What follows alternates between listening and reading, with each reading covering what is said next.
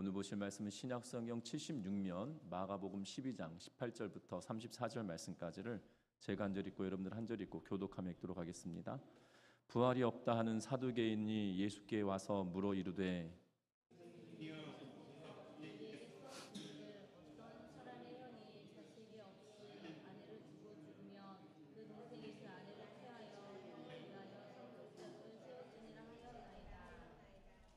칠 형제가 있었는데 마지가 아내를 취하였다가 상속자가 없이 죽고 둘째도 그 여자를 취하였다가 상속자가 없이 죽고 셋째도 그렇게 하여 일곱이 다 상속자가 없었고 최후에 여자도 죽었나이다.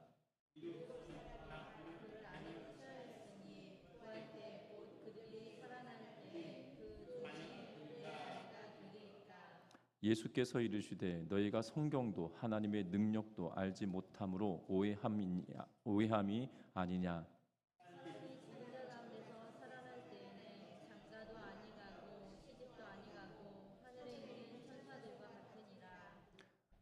죽은 자가 살아난다는 것을 말할진대 너희가 모세 책 중 가시나무 떨기에 관한 글에 하나님께서 모세에게 이르시되 나는 아브라함의 하나님이요 이삭의 하나님이요 야곱의 하나님이로다 하신 말씀을 읽어보지 못하였느냐. 하나님은 죽은 자의 하나님이 아니고 산 자의 하나님이시라. 너희가 그게 여인되었도다 하시니라.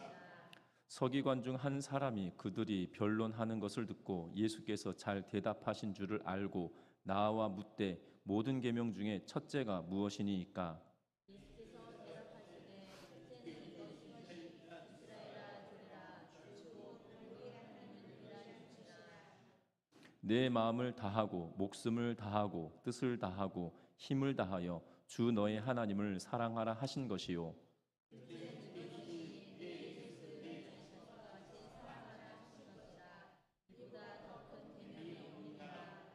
서기관이 이르되 선생님이여 옳소이다. 하나님은 한 분이시요 그 외에 다른 이가 없다 하신 말씀이 참이니이다. 또 마음을 다하고 지혜를 다하고 힘을 다하여 하나님을 사랑하는 것과 또 이웃을 자기 자신과 같이 사랑하는 것이 전주 스스로 드리는 모든 번제물과 기타 제물보다 나으니라. 같이 읽습니다. 예수께서 그가 지혜 있게 대답함을 보시고 이르시되 내가 하나님의 나라에서 멀지 않도다 하시니 그 후에 감히 묻는 자가 없더라. 아멘. 우리 서로 인사 나누고 말씀 나눕니다. 사랑하고 축복합니다. 굶주린 늑대 한 마리가 시냇가에서 물을 마시고 있는 어린 양을 만났습니다. 바로 잡아먹자니 어쩐지 양심에 찔리는 느낌이 든 늑대는 어린 양을 잡아먹는 데에 대해서 무언가 그럴듯한 명분을 가져야만 했습니다. 다시 말하면 이 성체인 늑대가 이 새끼인 양을 잡아먹으려니 조금 미안했던 것 같아요. 그래서 늑대가 명분을 잡아먹어야겠다라고 생각을 합니다.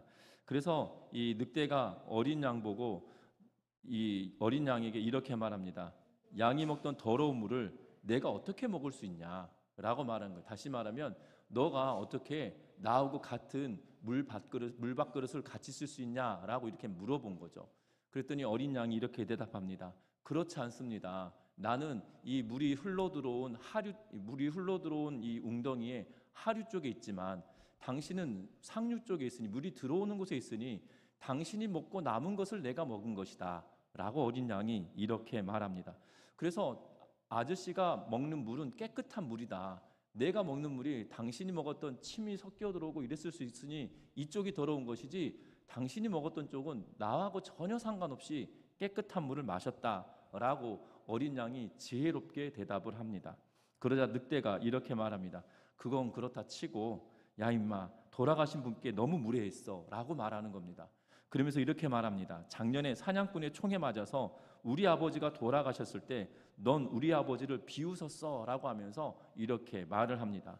그리고 그 말을 할 때 이 어린 양이 그럼 대충 도망쳐야 되지 않겠습니까? 그런데 거기에 대고 말대꾸를 합니다. 뭐라고 하냐면 아저씨는 계산도 잘 못하십니까?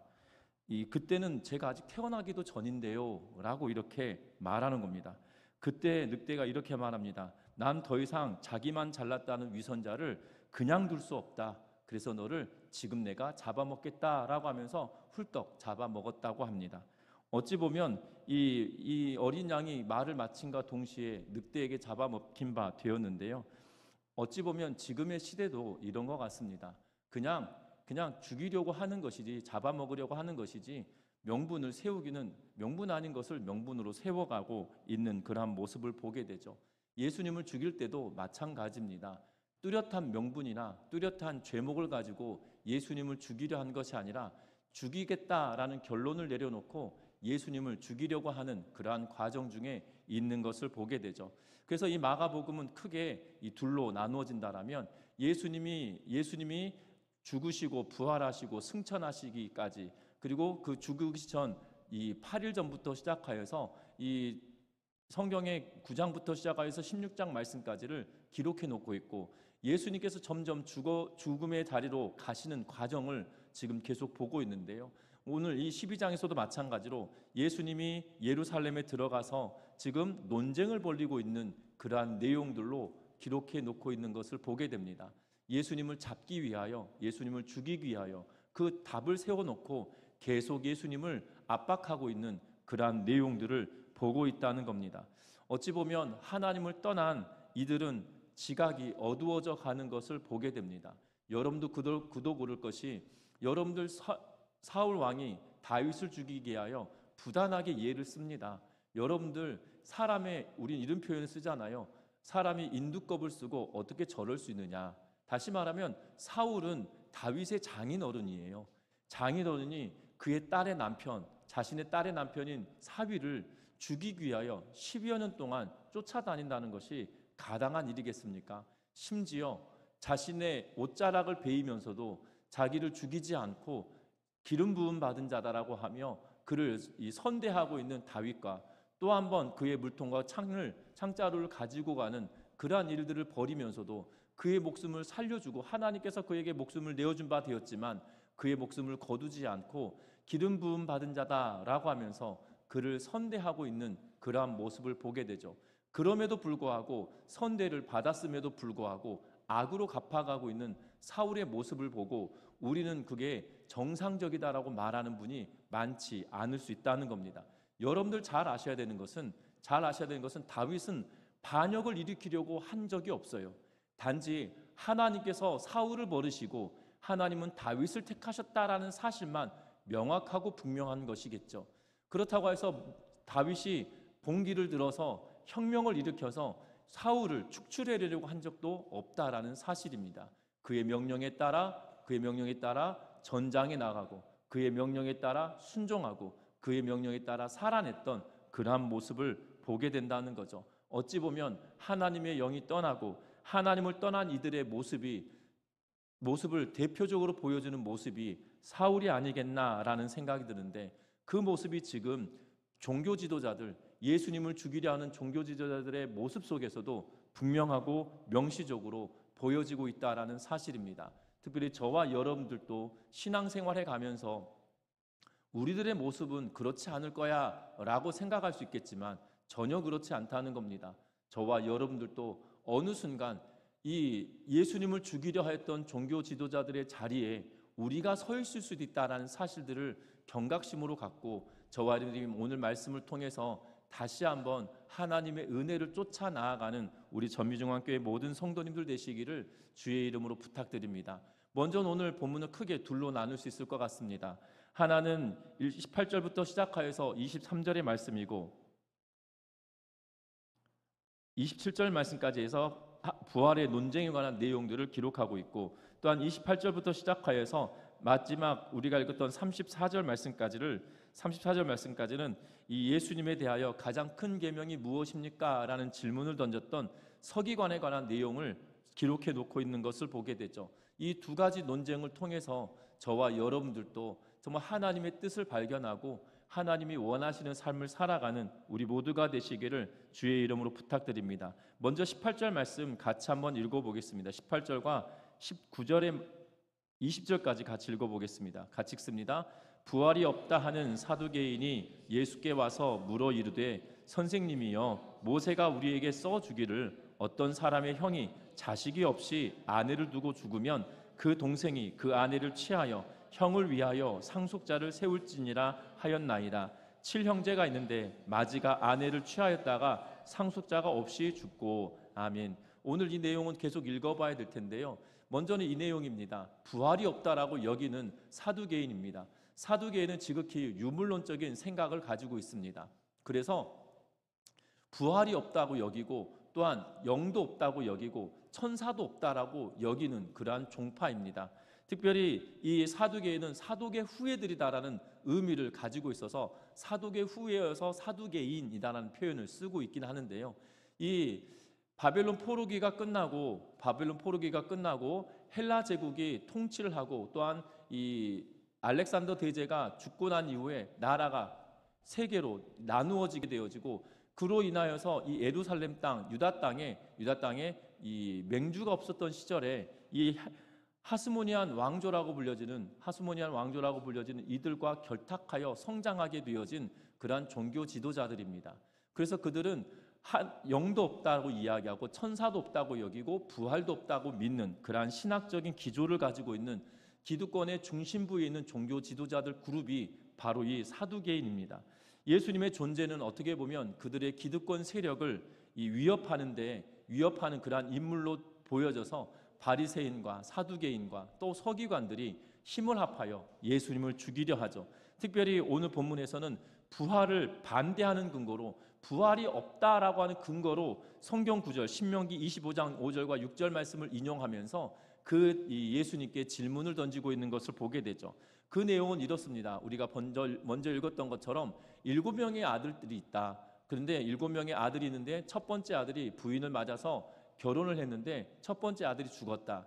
그러면 모세 율법에 따라서 두 번째 아들이 형수에게 장가들어서 이 자녀를 낳게 하여서 형의 가문을 이어가게 하는, 다시 말하면 형의 아들로 이름을 올려서 가문을 이어가게 만드는 것이 이 아들들의 역할이었던 거예요.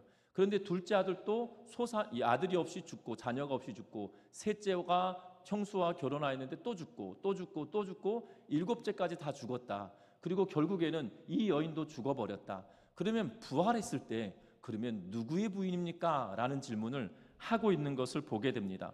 어찌 보면 극단적인 예를 통해서 부활의 개념이 없다라고 하며 우스꽝스러운 상황을 만들어 놓고 있는 것을 보게 되는데, 우스꽝스러운 상황을 만들므로 인하여 그렇기 때문에 부활은 없는 거다라고 주장을 하고 있는 그러한 모습을 보고 있다는 겁니다.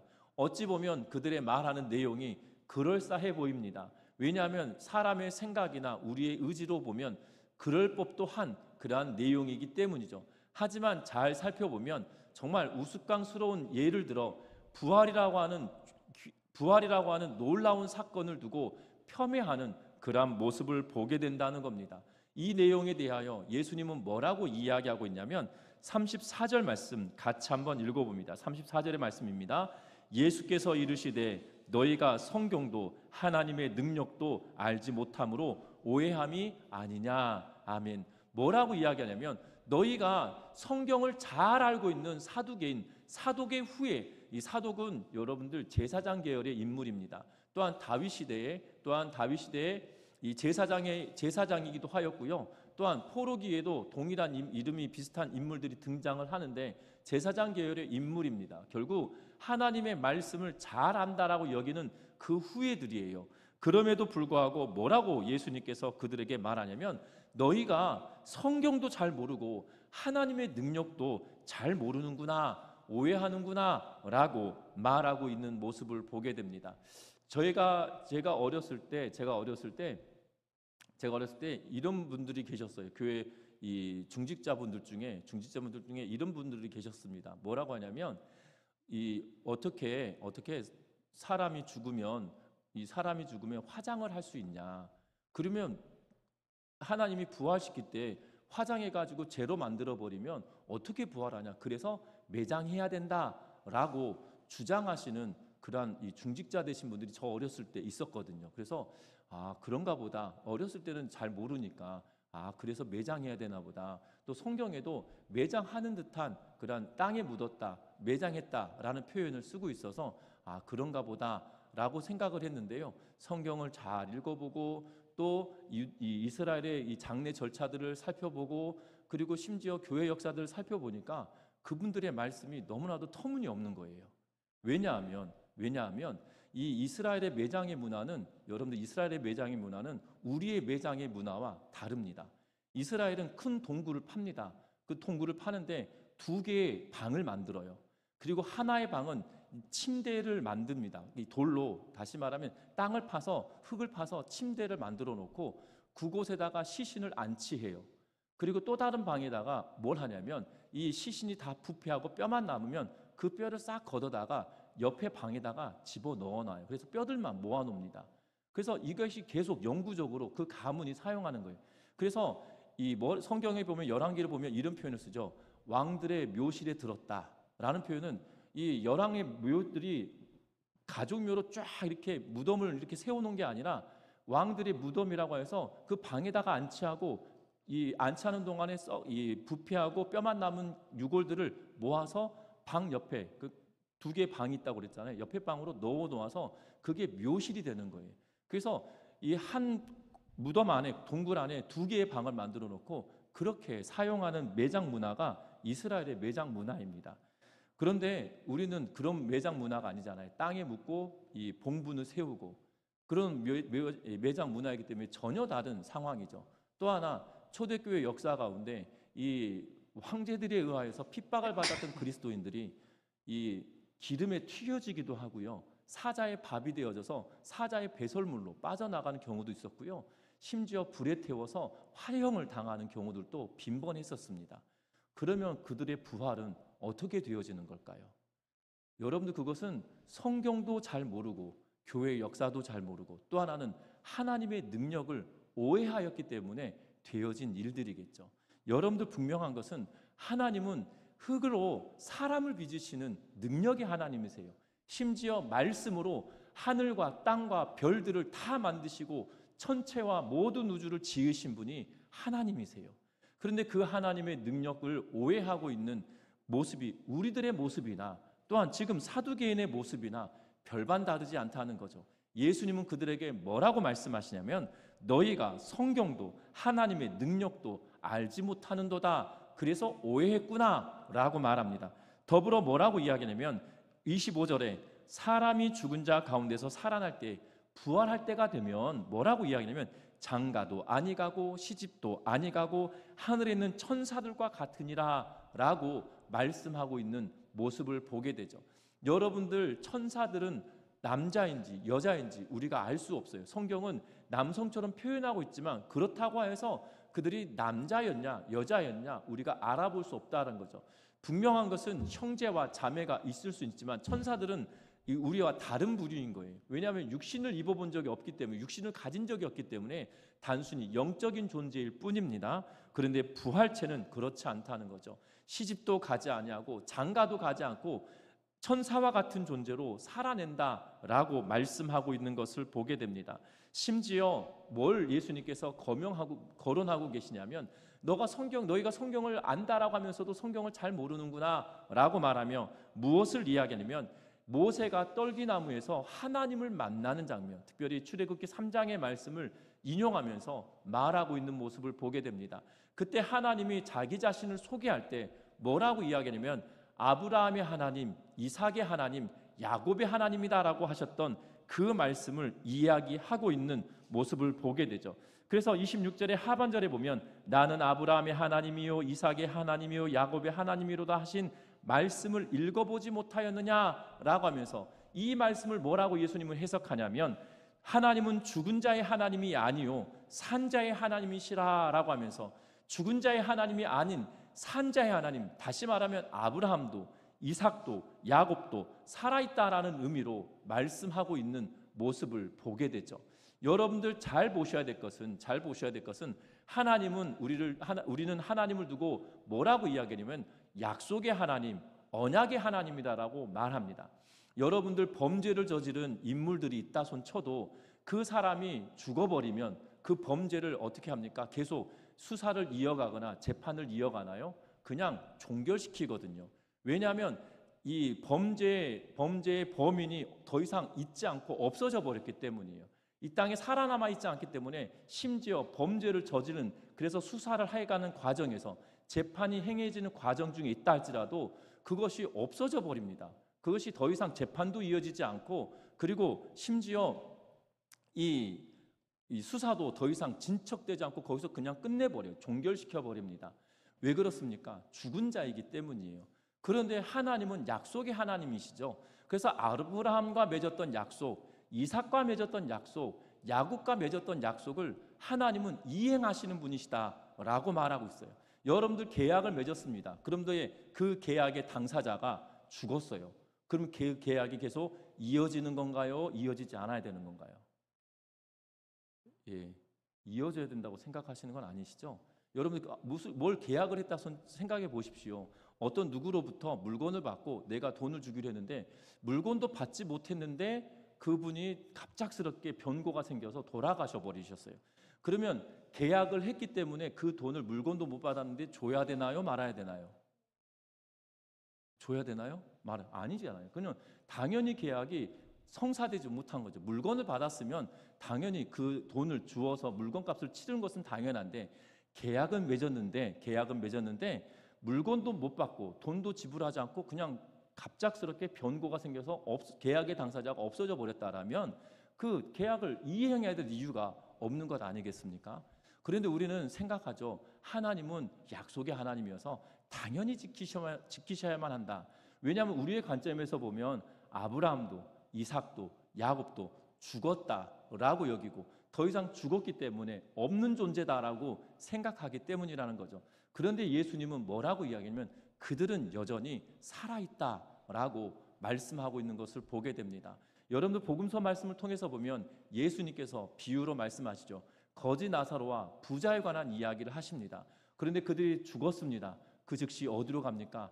거지 나사로는 아브라함의 품에 안겨 천국에 있는 그러한 모습으로 비유하시죠.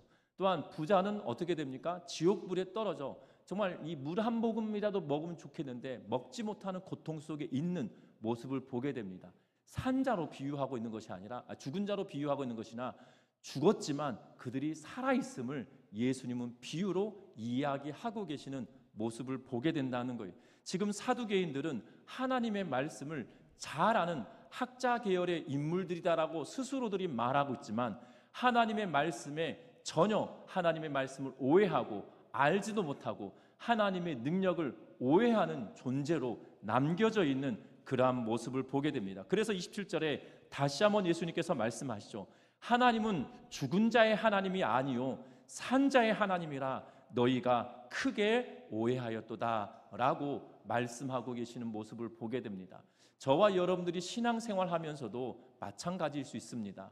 우리가 하나님의 말씀을 깊이 알지 않고 하나님의 말씀을 꼼꼼하게 살피지 않으면 우리도 우리의 생각에 맞게끔 성경을 해석하려고 하는 것이 보여집니다. 앞에서도 말씀드렸던 것처럼 제가 어렸을 때 교회 중직자분들이 반드시 매장을 해야 된다. 화장이 그리스도인들이 무슨 화장이냐 뭐 하면서 이렇게 말씀하셨던, 정말 입에서 이 피를 토하듯이 이야기하셨던 분들이 계셨는데, 그래서 이 성도님들 가정 가운데 화장을 해서 이렇게 그 납골당으로 모시면 막 뭐라 하셨던 분들이 있으셨습니다. 그분들의 모습이 우리와 다 별반 다르지 않아요. 내 생각으로 성경을 해석하니까 그런 오해를 낳는 거죠. 중요한 것은 성경을 우리가 읽는 이유는 하나님의 말씀으로 내 삶을 해석하기 위하여 성경을 읽어내는 거예요. 내가 이 어려움을 겪어 나가는 이 과정 가운데 하나님의 뜻이 도대체 어디 있는지 그것을 분별하고 내 삶을 분별해내기 위하여 성경이라고 하는 이 리트머스 시험지와 같은 것을 통하여 내 삶에 대어보는 거예요. 그래서 내 삶이 어떻게 방향을 나아가고 있는지 확인하고 점검하고 또 점검하고 또 돌이켜보고 하는 일이 성경을 읽는 이유가 거기에 있다는 겁니다. 내 생각으로 하나님을 판단하는 것이 아니라 내 생각으로 성경의 내용을 두리뭉술하게 해석해 놓으면서 그것이 맞다라고 말하는 것이 아니라 하나님의 말씀이 말하는 대로 내 삶을 해석하고 하나님의 말씀대로 이해하는 것이 가장 중요하다는 것을 기억하면서 믿음으로 살아가는 저와 여러분들 되시기를 주의 이름으로 부탁드립니다. 사두개인들은 그들의 생각대로 성경을 해석하다 보니 7명의 아들들이 있는데 제일 큰 형이 부인을 얻었고 죽었고 다 죽었는데 결국 부활할 때 누구의 아내가 되겠습니까? 라는 그 어리석은 질문이 당연하고 마치 논리적이고 합당한 질문처럼 말하고 있지만 하나님의 은혜도 모르고 하나님의 능력도 모르고 말씀이 기록하고 있는 이유도 모르는 그러한 상황이 되어져 버렸다는 것을 기억하면서 우리도 그럴 수 있다는 거예요. 사두개인만 그러는 것이 아니라 앞서 말씀드렸던 제 어렸을 때 중직자분들도 그랬던 것처럼 성경을 내 생각으로 성경을 해석해 버리면 그렇게 되어질 수 있다는 거예요. 아닙니다. 반대입니다. 성경이 내 인생을 해석할 수 있도록 내가 성경을 보며 내 인생을 계속 거기에 비추며 살아가야 된다는 걸 기억하는 우리 전미중학교의 모든 성도님들 되시기를 주의 이름으로 부탁드립니다. 더불어 오늘 또 하나의 이야기가 등장하는데 28절부터 34절 말씀까지는 가장 큰 계명이 무엇입니까? 라고 질문하고 있는 서기관 중에 한 사람에 대한 이야기입니다. 이 서기관 중에 한 사람은 이 의도적으로 예수님께 질문한 것이 아니라 오늘 본문의 내용을 살펴보면 사두개인들이 예수님께 질문을 하고 예수님께서 그것을 답하는데 예수님께서 답하시는 것을 보고 뭐라고 그가 평가하고 있냐면 28절 말씀을 같이 한번 읽어봅니다. 28절의 말씀입니다. 서기관 중 한 사람이 그들이 변론하는 것을 듣고 예수께서 잘 대답하신 줄을 알고 나와 묻되 모든 계명 중에 첫째가 무엇이니까? 아멘. 이 사람은 어떤 의도를 가지고 나왔습니까? 예수님을 시험하거나 예수님을 확인해 보거나 예수님을 곤경에 빠지기 위해서 한 것이 아니라 지금 사두개인과 예수님의 대화를 옆에서 듣고 있다가 예수님 정말 대답을 잘하셨다라고 하면서 평소 그가 궁금했던 것을 마치 묻는 것처럼 오늘 본문은 말하고 있습니다. 그래서 모든 계명 중에 첫째가 무엇입니까? 라고 묻고 있어요. 그때 예수님께서 뭐라고 대답하시냐면 우리 같이 읽어보는데 좀 길지만 29절부터 31절 말씀까지 같이 한번 읽어봅니다. 예수께서 대답하시되 첫째는 이것이니 이스라엘아 들으라 주 곧 우리 하나님은 유일한 주시라 내 마음을 다하고 목숨을 다하고 뜻을 다하고 힘을 다하여 주 너의 하나님을 사랑하라 하신 것이요 둘째는 이것이니 내 이웃을 내 자신과 같이 사랑하라 하신 것이라 이보다 더 큰 계명이 없느니라. 아멘. 오늘 성경의 말씀이 뭐라고 이야기합니까? 예수님께서 대답하십니다. 특별히 이 본문의 내용은 신명기 6장 4절 이하의 말씀입니다. 우리는 이스라엘아 들으라 라고 하면서 쉐마라고 불려주는 이 쉐마라고 하는 게 들어라 라는 말인데요. 그래서 이스라엘아 들으라 라고 하면서 이 모세를 통하여 하나님께서 하신 말씀인데 결국 이 말은 뭐냐면 너가 전인격적으로 힘을 다하여서 그러니까 너의 이 전인격적인 마음과 생각과 의지와 행동들을 다하여서 하나님을 사랑해라. 그리고 그 하나님만 사랑하는 것이 아니라 내 이웃을 네 몸과 같이 사랑하라. 전인격적으로 사랑하라고 하신 말씀이 가장 큰 계명이다라고 하며 예수님께서 말씀하고 있는 그러한 모습을 보게 되어집니다. 여러분들 마음과 목숨과 뜻과 힘은 인간을 형성하는 각각의 다른 부분이 아니라 인간이 가지고 있는 전인격적인 모습을 대변하고 있다는 것을 기억하면서 우리가 전심으로 모든 것을 다하여 하나님을 사랑하라 라고 하신 것 그리고 내 이웃을 사랑하라 하신 것이 가장 큰 계명이다라고 지금 이 서기관에게 대답해 주고 있는 그러한 모습을 보게 됩니다. 어찌 보면 유대인의 삶에서 가장 중요한 하나님의 사랑에 관하여서 예수님은 다시 한번 그 핵심의 가치를 재차 확인해 주고 있다라고 말해도 과언이 아닐 것입니다. 어찌 보면 유대인들은 사마리아 사람들을 불편해했습니다. 아니 불편해한 것이 아니라 그들을 무시하고 그들과 함께하는 것이 옳지 않다고 여겼습니다. 그래서 어떤 이들은 갈릴리에서 예루살렘으로 오는데 갈릴리에서 유다 땅으로 올 때 사마리아가 중간에 있어요. 쉽게 말하면 이겁니다. 경기도에서 전라북도로 오는데 충청도를 당연하게 거쳐 와야 되잖아요.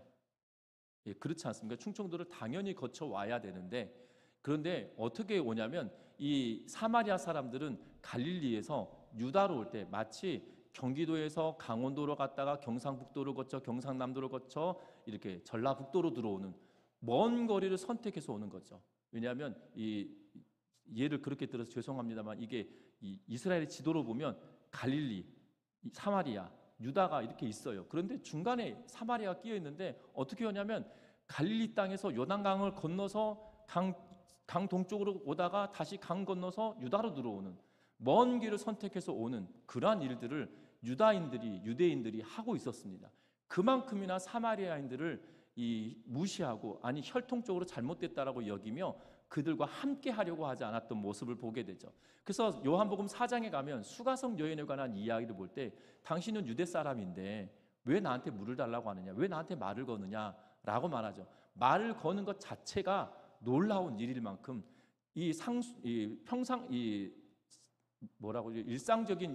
일상적으로 이해할 수 없는 상황을 이야기하고 있는 것을 보게 됩니다. 그런데 여러분들 유대인의 관점으로 보면 그들의 이웃은 어찌 보면 사마리아 사람이고 그들의 이웃은 갈릴리 사람이고 그들의 이웃은 내 형제와 자매일 수 있다는 거죠. 그런데 그들을 심지어 원수까지도 사랑하라고 하신 이유가 그들조차도 우리의 이웃이 되기 때문이다라고 예수님은 말씀하고 있는 모습을 보게 됩니다. 이 이야기를 듣고 뭐라고 말하냐면 32절 말씀 같이 한번 보겠습니다. 서기관이 이르되 선생님이여 옳소이다. 하나님은 한 분이시요 그 외에 다른 이가 없다 하신 말씀이 참이니이다. 아멘. 이 서기관이 예수님께 대답합니다. 선생님, 당신의 말씀이 다 맞습니다.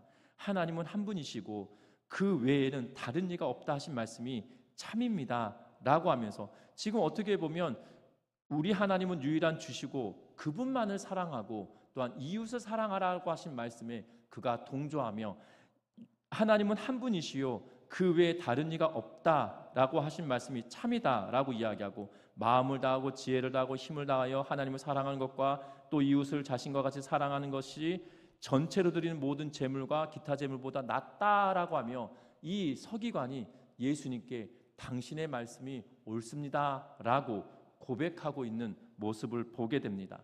여러분들 어떻게 보면 이 두 사건 부활에 관한 논쟁과 이 서기관이 말하고 있는 가장 큰 계명이 무엇입니까? 라는 질문의 배경의 큰 차이점은 다른 것이 아니라 하나님을 온전하게 인정하는 것과 온전하게 인정하지 않은 큰 내용의 두 내용이 붙어져 있는 거죠. 그래서 사두개인들은 자신들이 학자 계열, 사독이라고 하는 제사장 계열의 후예들이라고 여기면서도 하나님의 말씀을 자기들의 생각으로 잘못 해석하고 때로는 재단에 내놓고 있는 그러한 모습을 하고 있지만 이 서기관은 하나님의 말씀대로 그 삶을 다시 한번 생각하고 돌이키고 깨닫고 있는 모습을 보게 됩니다. 그때 예수님께서 뭐라고 그를 칭찬하시냐면 오늘 읽었던 마지막 34절 말씀 같이 한번 읽어봅니다. 예수께서 그가 지혜 있게 대답함을 보시고 이르시되 내가 하나님 나라에서 멀지 않도다 하시니 그 후에 감히 묻는 자가 없더라. 아멘. 예수님께서 그에 대하여 뭐라고 평가하시냐면 네가 하나님 나라에서 멀지 않도다. 하나님 나라에서 멀지 않다고 하니까 하나님 나라에 문턱이 있다 뭐 이런 느낌으로 받아들일 수 있겠지만 어떻게 보면 이 내용의 전반적인 흐름을 보면 너가 하나님의 백성이구나, 네가 하나님을 잘 알고 있구나, 너가 하나님을 잘 이해하고 있구나 라고 그를 칭찬하고 계시는 모습으로 보여진다는 겁니다. 저와 여러분들의 신앙의 여정도 똑같습니다. 어찌 보면 사두개인 같은 삶을 살아갈 때도 있을 것이고 때로는 하나님의 말씀에 깊이를 깨닫고 하나님의 말씀대로 살아내므로 서기관과 같은 생각을 지니며 살아갈 때도 있을 겁니다. 그런데 우리의 삶을 살아낼 때 우리는 어느덧 서기관의 삶을 살아가고 있느냐 사두개인의 삶을 살아가거나 여기서 왔다 갔다 할 때가 있는 것을 보게 된다는 거예요. 그러나 저와 여러분들 기억할 것은 저와 여러분들의 삶을 이 서기관과 같이 하나님의 말씀에 그 중심을 두고 그 말씀을 믿음으로 살아가는 우리 전미중앙교회 모든 성도님들 되시기를 주의 이름으로 부탁드립니다. 그래서 저와 여러분들이 내 인생을 하나님의 말씀으로 해석해내므로 하나님의 말씀에 아멘하며 충성되게 순종하며 살아가는 우리 전미중앙교회 모든 성도님들 되셔서 마지막 때에 하나님을 기쁘시게 하며 하나님을 위하여 살아가는 우리 모두가 되기를 주의 이름으로 부탁드립니다. 말씀을 맺으려고 합니다. 어찌 보면 신앙의 본질은 하나님의 말씀대로 내가 행하며 사느냐 그렇지 않느냐일 겁니다. 신앙의 본질이 그것인데요. 우리는 신앙의 본질을 벗어난 비본질적인 것을 가지고 핏대를 세우며 논쟁을 할 때도 있는 것을 보게 되죠. 그 이유가 무엇입니까? 내 안에 하나님의 은혜나 하나님의 말씀이 그만큼 축소되어져 버렸기 때문에 내 생각이 더 드러나고 내 말이 더 크게 외쳐져야만 들려진다라고 생각하기 때문이에요. 아닙니다. 우리의 신앙의 여정은 본질적인 하나님의 말씀이 내 삶을 주관하고 내 삶을 다스려서 본질 대신 그 말씀을 부여잡고 살아감으로 비본질적인 것들이 더 크게 부각되는 것이 아니라 비본질적인 것들은 점점 축소되며 본질적인 내용이 내 삶을 지배함으로 하나님의 선하심이 저와 여러분들 통하여 드러나고 나타나며 살아가는 기존의 고착된 생각에서 벗어나 하나님의 뜻이 내 삶 속에 이루어지고 또한 하나님의 말씀이 내 삶을 통치하심을 경험하는 우리 전미중학교의 모든 성도님들 되시기를 주의 이름으로 부탁드립니다. 그래서 때로는 낯선 상황이 우리에게 온다 할지라도 그것을 낯설게 여길 것이 아니라 하나님의 말씀이 내 삶에 익숙함으로 낯선 것을 이겨낼 수 있는 우리 전미중학교의 모든 성도님들 되시기를 주의 이름으로 부탁드립니다. 기도합니다.